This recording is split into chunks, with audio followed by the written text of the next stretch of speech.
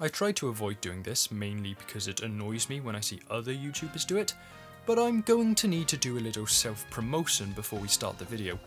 Don't worry, it actually is to do with the content of the video.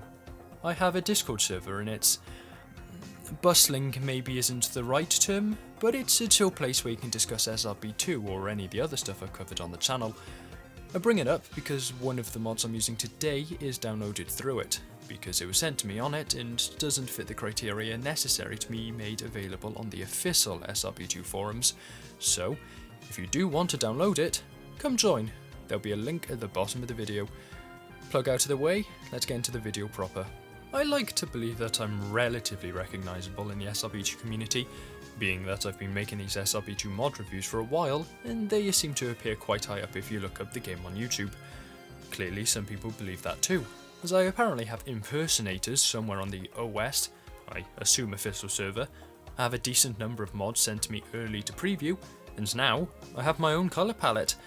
Created by Unmatched Bracket, this mod replaces the SRB2 colour palette with one I dropped from my thumbnails, so now the whole game looks like this. Now, unlike any human being, then I liked having my ego stroked, so when I was given this mod, I knew I had to make a video using it.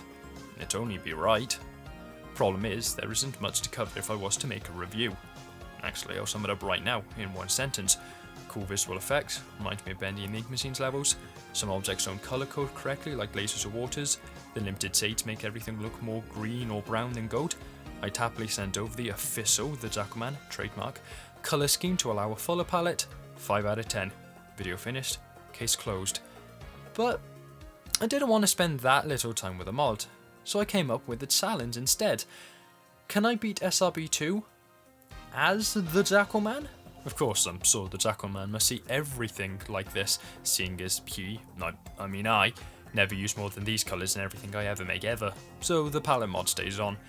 But I'm also fairly certain that, at the time of making this video at least, the JackalMan is at the very least human presenting, so I need something other than an anthropomorphic hedgehog, fox, echidna, other non-hominid. As such, I also need to pick a character who is human. There's a sizable roster to choose from, so let's try and tick them off one by one. Eggpack or any other Eggman variant is a no, as the JackalMan simply cannot compare to their inherent display of peak masculine physique, or girl mustache worth a damn. R.PNG, also a no, because the JackalMan has a torso. Frank of Favcars is a bust, because while the JackalMan is flexible, he generally refrains from turning into a helicopter. Don't know whether the Among Us imposter is even supposed to be human, so no. Henry Stickmin is a little too thin. Mario and Luigi have noses that are clearly too large to fit into this, because yes, it is supposed to be a mask. And Plague Knight is already wearing a mask, and I don't think the two are particularly compatible. Steve is a stack of cuboids. God knows what Peter Tower Guy's deal is.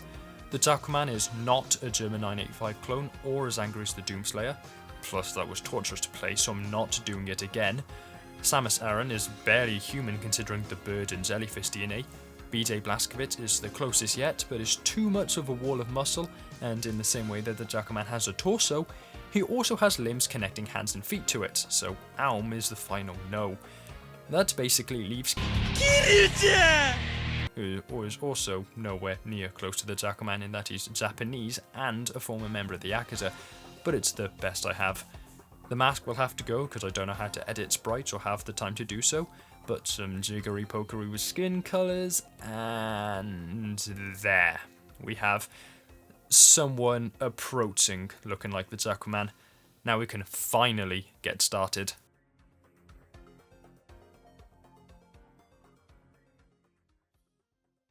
Greenflower Mountain Act 1 was an easy one to start off with, as always, so I spent my time getting back to grips with playing as Kiryu. I mean, learning how to play as the JackalMan. I'd done a little testing both him and the palette over the last few days, but that was mainly making sure I knew the basics and could get the look ready more than anything.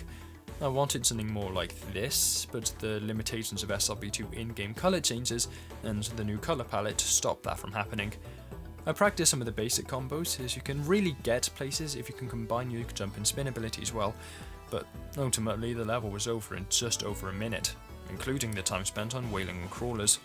Act transitions are rocky, presumably because the new colour scheme messes with the sprites used to animate them, so it looks like you get nasty frame drops. Or maybe my PC simply can't handle it, I don't know. Act 2 of Greenflower Mountain got off to a great start though, because heat mode, Jackal power is saved between stages, and when holding spin, yeah, can't say how long left in the meter because of the colour overlay, but I imagine that helps keep it topped up. A couple of medium-sized skips were had due to the boosted power of the combos while in this state, but Act 2 was also no problem. Act 3, ignore that intro, playing as the JackalMan, not some washed-up cancer-ridden schizophrenic Yakuza has-been, was another easy one, though it made me realise half the abilities I have are near useless in a combat situation, seeing as I have no lock-on tool and hitboxes are not on my side. Don't try and uppercut a boss and stick your basic punch-kick string, that's my advice. Got hit once or twice, but ultimately the JackalMan was the one to prevail.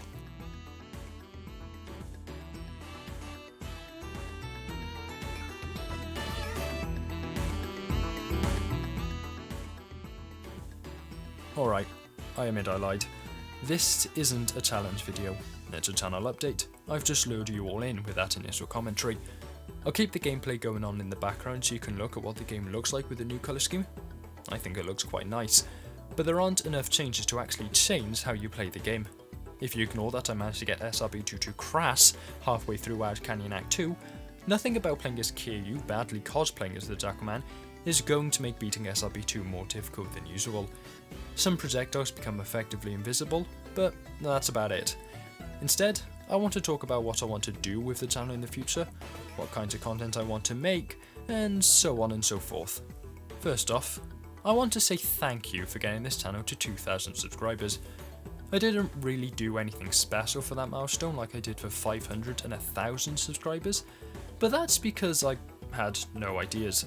At the rate and trajectory the channel is currently going in, I'd say we'll hit 2,500 subscribers by sometime in May, and I'll try to have something special for that.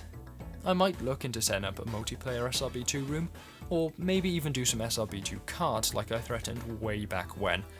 I'll make sure I actually know how to do that this time though, because it turns out matchmaking in what is effectively Doom is a few more steps than something like Fortnite or Mario Kart 8. If I do end up doing that, I'll announce it on my channels and set up a temporary channel on my Discord to help communication, as there will probably be a private room that I set invites to. As for future channel content, you won't be surprised to know that there will be plenty of SRB2 coming. I already have a backlog of people asking me to preview their in-dev mods, though it's been so long on some of them they might yet become reviews instead. That being said, I do want to try and branch out. I've tried to do so in the past, to limited success, but I've always been keenly aware that most of my audience is here for SRB2 content, and the channel really hurts if I go too long without it. Sadly, the iron has long been left cold on any other Sonic stuff I cover, and while I do occasionally get lucky with a Remedy related video, that's rare and generally only reliably happens if I'm covering an announcement, as otherwise it completely flops and kills the channel. The inherent problem with doing something too dissimilar to your usual stuff on YouTube, I guess. The algorithm is sending it to Sonic fans who have no interest in it and skip right over it, so it's dead in the water before it is sent to the Remedy crowd, and therefore none of them watch it either. That's why I'm trying to break out with the Codex videos, which you may or may not have already watched. I realised I never really explained what they actually are, for reasons I'll get to in a moment, so here's the synopsis. They're effectively video summaries of different things in various forms of media. So far, there's been one about locations in the Remedy Connected universe, and another on a faction in Alan Wake 2, but there'll be more on different franchises and different aspects of their worlds in the future. The idea is that they go pretty in-depth about the topics they're discussing, and for a reason I'll, again, get onto in a moment, they're quite formal and I'm focusing on trying to get them to look as professional as possible, while still being unmistakably my style.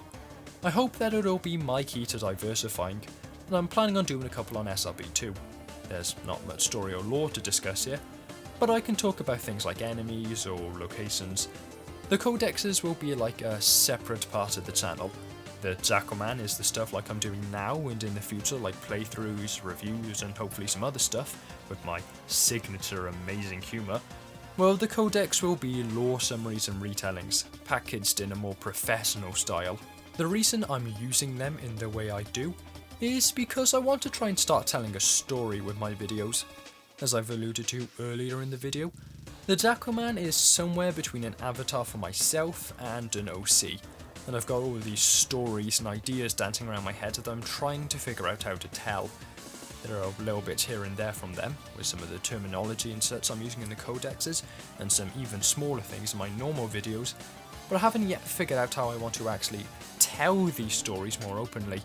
I can't make music, I can't animate, I can't draw at the quality I want to showcase these ideas with, and while I do think I can write pretty well and do some good graphic design, I don't think my audience is going to be seeing anything I write on AO3 or fanfiction.net or whatever, and you can't make a fictional world with just in-universe menus and company logos.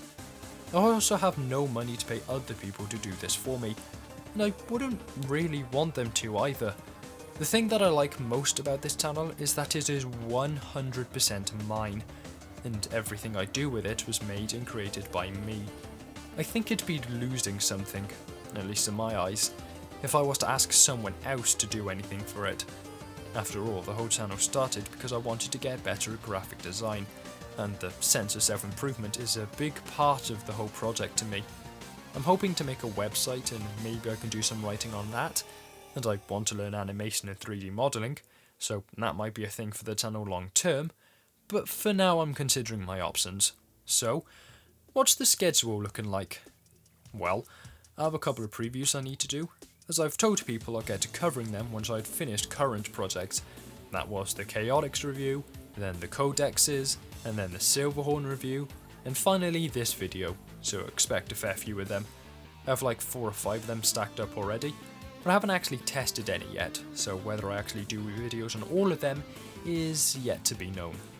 Other than that, I've got my long dormant Sonic Mania playthrough to finish, and seeing as they are pretty quick and easy to record and edit, I've been thinking about using them more strategically to fill in the gaps between reviews. I've come to accept that as the reviews become longer, the time between them increases as well, to the point that the 4-day gap between 2 videos I used to have has now increased to somewhere between 8 and 10 days. Also, if you want to request future playthroughs, check my backlogged profile as all the games I have on my PC, I've put in my backlog there. More codexes are on the way once I finalise some of the other things surrounding them. If you want to see behind the scenes updates, it'd be a good idea to follow both my Twitter or Blue Sky accounts, as I post daily design diaries covering this sort of thing on both platforms. You might also notice some differences in video quality between the next few upcoming releases, as I'm going through testing to figure out the best balance between file size, quality, PC load and recording, and how much it costs Premiere to use the file. I've been having that final problem quite a lot recently, which I think is due to how I've been encoding my recordings, despite the technique being the same method as prior to the problems. Never change, Adobe. So yeah, is it possible to beat Sonic Robo Blast 2 as the JackalMan? Or at least a version of Kiryu that exists in a world comprising only of gold and blacks that somehow look brown-green?